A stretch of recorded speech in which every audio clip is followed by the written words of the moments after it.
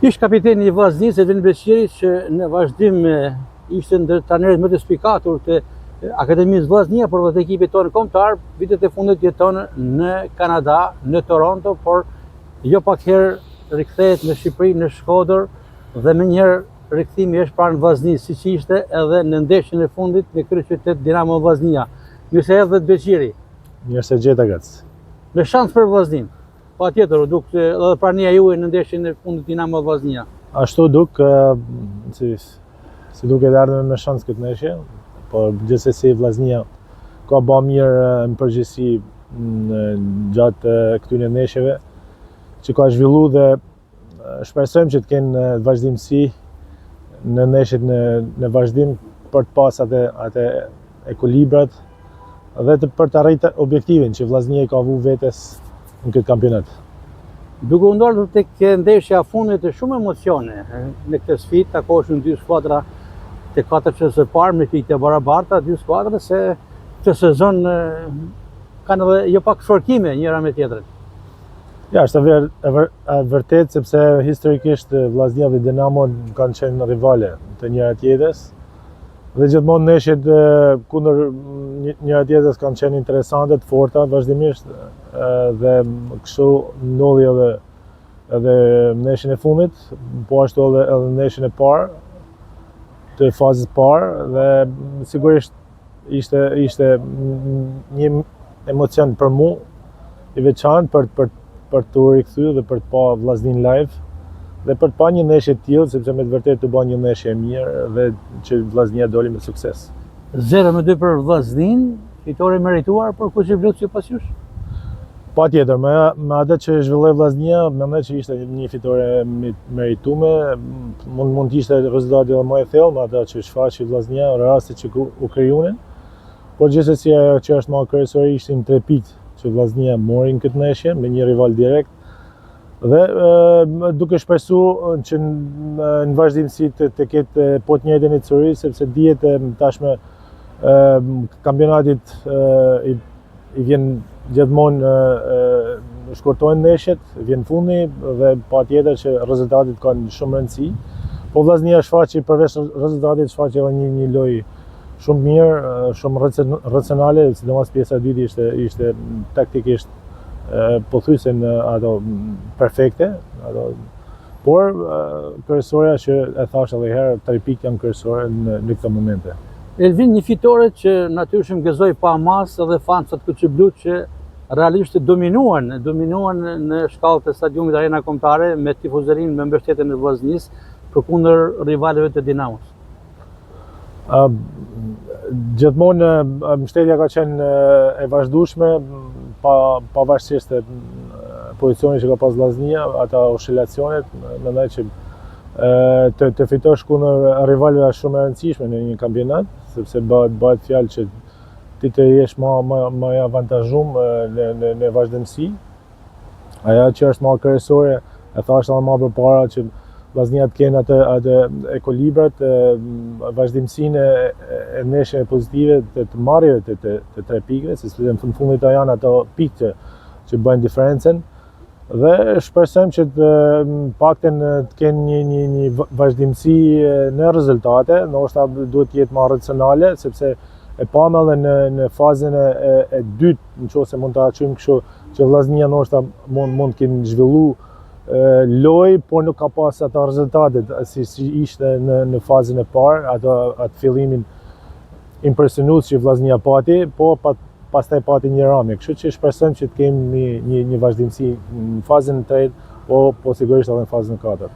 Duke qëndruar tek supersfida Dinamo Vllaznia, ju pam në shoqërinë edhe të kolegut tuaj Ilir Nallbani që kishte ardhur nga Kosova për të ndjekur Vllaznin, i cili edhe i kujtoi ato përballjet Dinamo Vllaznia dhe Vllaznia Dinamo.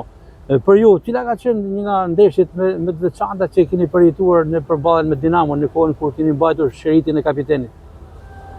Ka pas shumë ndeshje emocionuese, ndeshje të forta, pavarësisht se ndonjëherë kemi fituar, ndonjëherë kemi humbur, shumë herë kemi dalë barazim, por kanë qenë ndeshje, mendoj që mahen mend, jo vetëm nga unë, po edhe nga sportdarësi, sidomos ne ishin atë vit që dolim kampion, ndoshta s'kemi marrë ato 3 pikëshin, po kemi zhvillu lojna të mira, maj mend një ndeshje 0-0 që dame, po me të vërtetë kemi bërë një ndeshje shumë mirë, por atë vit dolmi kampion dhe mendoj që kemi bërë diferencën me këto skuadrat rivale, po sidomos Dinamo, Tirana që ishin pretendente për dalë kampion dhe ne kemi bërë diferencën sidomos në fazën e dytë. Duke lënë pas Dinamo, në fundjavë Vllaznia pret Partizanin në Loro Buriqi ditën e shtunë në orën 17, në sa kam informacion. Një tjetër ndeshje e rëndësishme, duke pas parasysh rritjen e Partizanit në javët e fundit. Sigurisht edhe kundër Partizanit do jetë një ndeshje e fortë, shumë e rëndësishme për Vllaznin, për vazhdimsinë e saj. Sigurisht Partizani pati ata oscilacionet e veta, pati pastaj një rritje. Gjithsesi këto mesin gjithmonë ndeshje të forta, pavarësisht edhe ndoshta edhe kundër Tiranës që ndoshta për momentin është vend fundit, këto mesin gjithmonë ato klasiket, ndeshjet e derbi, nëse mund t'i quajmë kështu. Dhe shpresojmë që Vllaznia të ketë një rezultat pozitiv për shumë arsye, sepse mendoj që tashmë ekipi janë rikthy lojtarët ato që kanë qenë të dëmtuar dhe që Vllaznia ka vujt nga mungesat e tyre dhe duket e çdo gjë mirë për Vllaznin që po shkon dhe shpresojmë që të kenë të njëjtin vazhdimsi. Është folur vazhdimisht pritet titulli kampion dhe ju jeni shprehur vazhdimisht optimist. E besoni që do ta festojë Shkodra tifozëria Vllaznia si vjet? Patjetër që e besoj, sepse Vllaznia po shfaq nivel mirë dhe çdo tifoz beson që Vllaznia mund të jetë pretendente deri në fund për të fituar titullin kampion. Por ajo që është më kryesore, ato djem ekipin përgjithësi duhet të qëndrojnë shumë të përqendruar, siç e thënë me kam tok, dhe ti marrin ndeshje mas ndeshjes dhe të kenë një cërit mirë, sepse ato me të vërtet tashme kanë fitu atë eksperiencën e vitit e fundit, ndoshta ne kemi qenë shumë afër për ta fituar titullin kampion, por tashme shpresojmë që mos jemi më afër, por jemi ta bëjmë realitet një gjatë tillë. Elvin, flasim pak salle për ju, sot data 21 janar 2026, temperatura paksa të ulta në Shkodër, por përpara fillimit të intervistës më thatë që për momentin në Kanada është -15 dhe për ju nuk ka problem, apo jo? Ashtë është e vërtet. Tashmë dihet në modi në Kanada, modi në Shqipëri, sigurisht ka një ndryshim të madh. Gjithsesi atje jemi mësu me temperaturat, po ashtu jemi mësuar me temperaturat Shkodër, megjithëse unë në Shkodër një atë ngrohtësinë, nuk njehet pavarësisht se jemi stinë e dimrit, po njehet atë ngrohtësinë e njerëzve, të afërme, shok me miqve, domethënë dashamirësve. Kështu që gjithmonë kur vim Shkodër kemi diçka që na mban afër ato kujtimet edhe ato që kemi kaluar në vite. Është abnjetuar, mund të themi tashmë Elvin Beqi në jetën kanadeze, me ambientin, me familjen, me shoqërinë? Patjetër. Atje kemi shumë shqiptarë, sidomos shkodran, rrim, takohemi vazhdimisht.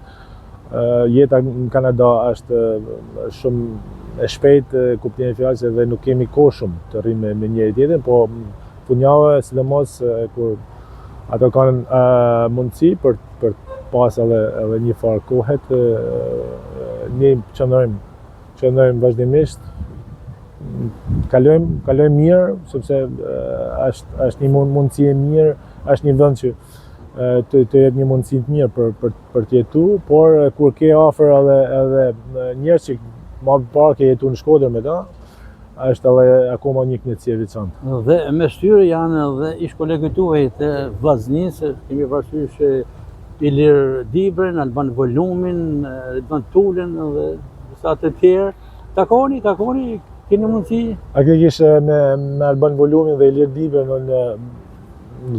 rrit pak larg, po qytetet janë larg me njëra tjetrën, por nganjëherë kur lëvizim, sidomos vers, kur është edhe koha më mirë, më qëndrueshme, ose vina ata në Toronto ku rriune, ose shkoj unë në Montreal dhe takohemi.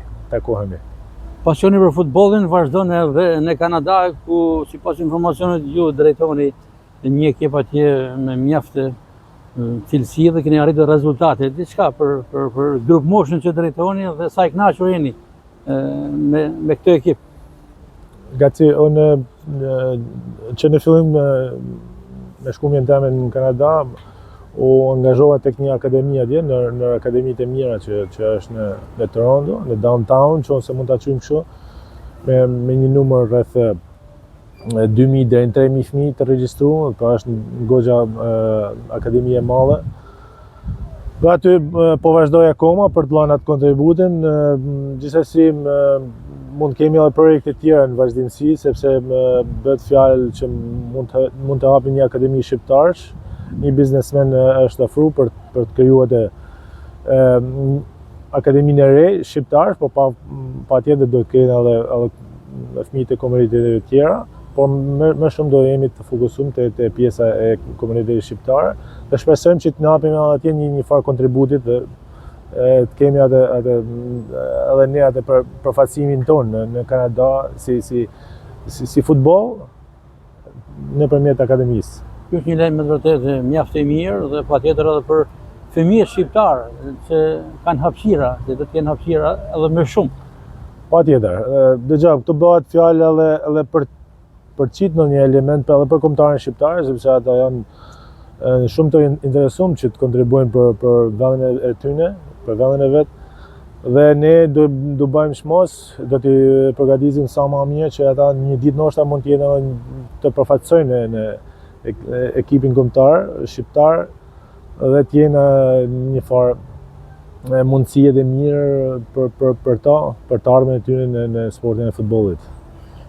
Gjatë ndeshjes Dinamo Vllaznia u pash në shoqërinë dhe të mikut tonë të përbashkët Gruda, që është edhe përfaqësuesi i Federatës Shqiptare të Futbollit. Keni pasur shumë bashkëpunime gjatë kohës që keni drejtuar kombëtaren. Mos ka ndonjë lëvizje tjetër fundit për Beqerin? Ju e keni fjalën për pjesën e kombëtares? Po. Ja, për momentin nga si... Ja, ka që ju pash me Grudën.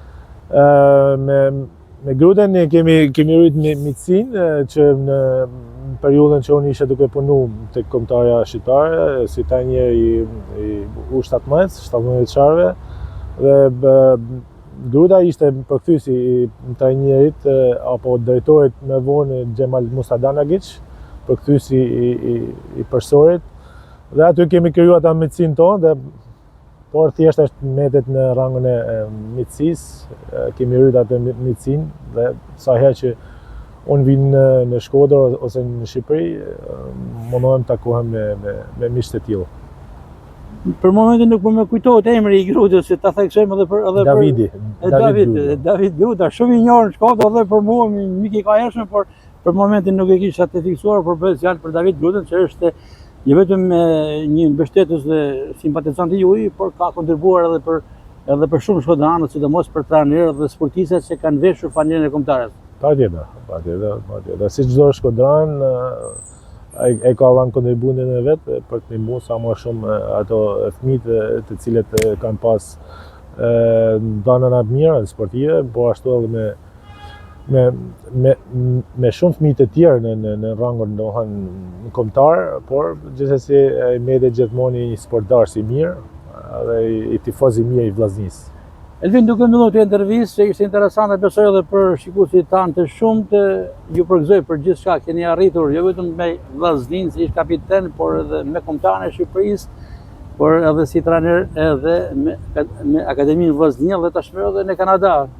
Shpresoj uroj që të mrini edhe majet më të larta dhe me ato projekte që ju sapo thatë për ngritjen një akademie të futbollit të shqiptarëve në Kanada, në Toronto, që është lajmi më i ri, më i freskët, shumë pozitiv.